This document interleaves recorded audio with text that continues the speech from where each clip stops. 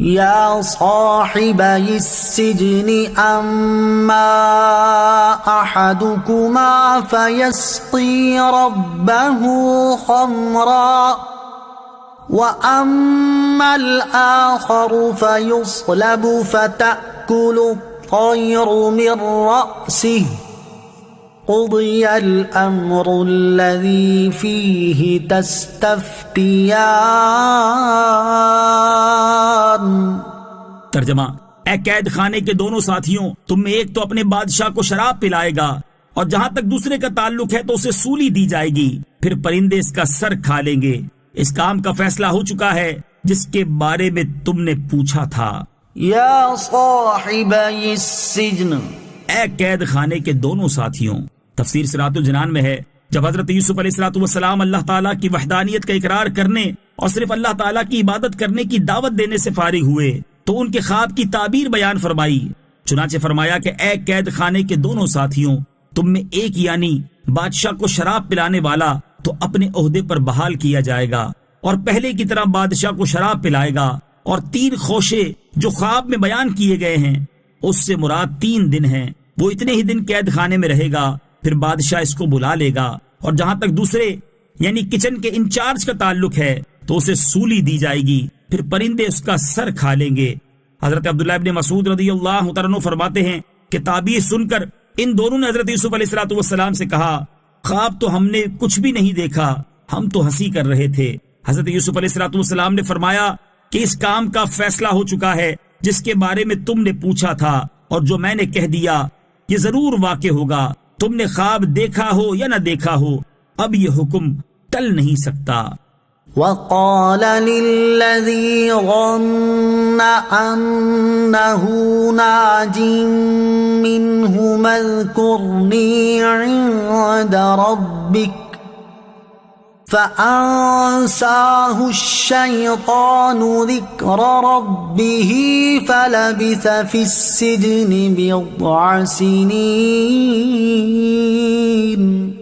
ترجمہ: اور یوسف نے جس کے بارے میں گمان کیا کہ ان دونوں میں سے وہ بچ جائے گا، اسے فرمایا اپنے بادشاہ کے پاس میرا ذکر کرنا، تو شیطان نے اسے اپنے بادشاہ کے سامنے یوسف علیہ السلام کا ذکر کرنا بھلا دیا، تو یوسف کئی برس اور جیل میں رہے۔ وقال،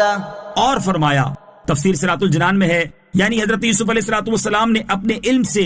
ساقی کے بارے میں جان لیا تھا کہ وہ بچ جائے گا، تو اس سے فرمایا اپنے بادشاہ کے پاس میرا ذکر کرنا اور میرا حال بیان کرنا کہ قید خانے میں ایک مظلوم بے گناہ قید ہے اور اس کی قید کو ایک زمانہ گزر چکا ہے۔ شیطان نے اسے بادشاہ کے سامنے حضرت یوسف علیہ السلام کا ذکر کرنا بھلا دیا، جس کی وجہ سے حضرت یوسف علیہ السلام کئی برس اور جیل میں رہے۔ اکثر مفسرین اسی طرف ہیں کہ اس واقعے کے بعد حضرت یوسف علیہ السلام 7 برس اور قید میں رہے اور 5 برس پہلے رہ چکے تھے۔ اس مدت کے گزرنے کے بعد جب اللہ تعالیٰ کو حضرت یوسف علیہ السلام کا قید سے نکالنا منظور ہوا تو مصر کے شاہ اعظم ریان بن ولید نے ایک عجیب خواب دیکھا جس سے اس کو بہت پریشانی ہوئی، اور اس نے ملک کے جادوگروں اور کاہنوں اور تعبیر دینے والوں کو جمع کر کے ان سے اپنا خواب بیان کیا۔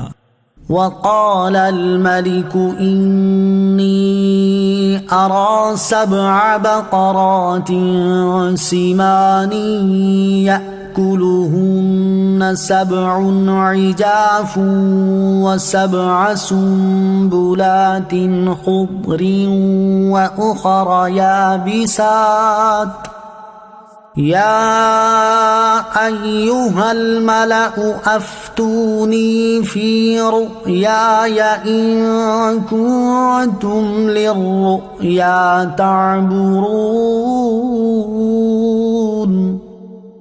قالوا أضغاث أحلام وما نحن بتأويل الأحلام بعالمين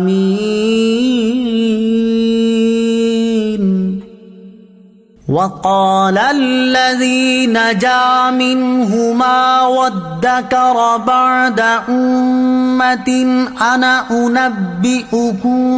بتأويله فأرسلون ترجمہ: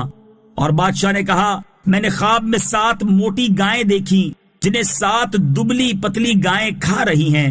اور 7 سرسبز بالیاں اور دوسری خشک بالیاں دیکھی۔ اے درباریوں، اگر تم خوابوں کی تعبیر جانتے ہو تو میرے خواب کے بارے میں مجھے جواب دو۔ انہوں نے کہا یہ جھوٹے خواب ہیں اور ہم ایسے خوابوں کی تعبیر نہیں جانتے۔ اور 2 قیدیوں میں سے بچ جانے والے نے کہا، اور اسے ایک مدت کے بعد یاد آیا، میں تمہیں اس کی تعبیر بتاؤں گا، تم مجھے یوسف کے پاس بھیج دو۔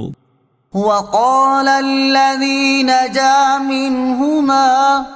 اور 2 قیدیوں میں سے بچ جانے والے نے کہا، تفسیر سراۃ الجنان میں ہے یعنی شراب پلانے والا کہ جس نے اپنے ساتھی کچن کے انچارج کی ہلاکت کے بعد قید سے نجات پائی تھی، اور اسے ایک مدت کے بعد یاد آیا تھا کہ حضرت یوسف علیہ السلام نے اس سے فرمایا تھا کہ اپنے آقا کے سامنے میرا ذکر کرنا۔ اس نے کہا میں تمہیں اس کی تعبیر بتاؤں گا، تم مجھے قید خانے میں بھیج دو، وہاں خواب کی تعبیر کے ایک عالم ہیں۔ چنانچہ بادشاہ نے اسے بھیج دیا، اور وہ قید خانے میں پہنچ کر حضرت یوسف علیہ السلام کی خدمت میں عرض کرنے لگا